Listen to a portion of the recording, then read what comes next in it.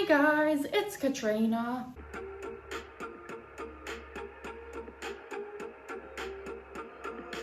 April is Autism Awareness Month, and while our voices should be heard, misinformation, stereotypes and silencing people still happens during this time.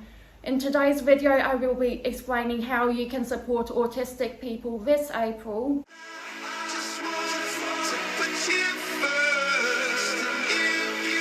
Do not support Autism Speaks. Do not support Autism Speaks. They are a hate group that is trying to eradicate autism, and they make it sound like a horror story. While autism does have its challenges, it is not something to be scared of. Autism Speaks have said things like, "I will ruin your marriage, autism is worse than cancer and diabetes." Therefore, it's important that you don't give your money to this so-called charity. Instead, you can support autistic-led organisations like Yellow Ladybugs, I Can Network, and Autism Self-Advocacy Network. Don't use the puzzle piece. Don't use the puzzle piece. The puzzle piece was popularised by Autism Speaks, and it shows that we have a missing piece or something that needs to be solved, which we don't. You can use the rainbow infinity sign instead, which represents diversity and inclusion. Do not light it up blue. Light It Up Blue is a campaign that was popularised by Autism Speaks. However, it is harmful. The colour blue is used to represent that autism is stereotypically a male thing. Us autistic females get overlooked, and we experience more challenges as a result of this. You can use the colours red or yellow instead.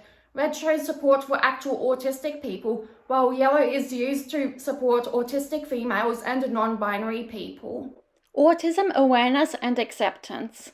Many autistic people prefer the term autism acceptance over autism awareness. This may be an unpopular opinion. Acceptance is 100% important, don't get me wrong, but I see awareness as a step towards acceptance. Once people understand what autism actually is, it then leads to acceptance. Another benefit of autism awareness is that it can lead to an earlier diagnosis. I first heard the word autism when I was around 10, but didn't know what it actually was until I was around 19, the age where I got diagnosed. Showing support at school. While none of the schools I ever went to had an Autism Awareness Day, a friend who's the same age as me and also autistic had a day at her school where people wore blue and donated money to Autism Speaks. She told the school that Autism Speaks is harmful, but they didn't do anything about it. A free dress day with red or yellow and support for a different organisation isn't a bad thing. That alone isn't enough.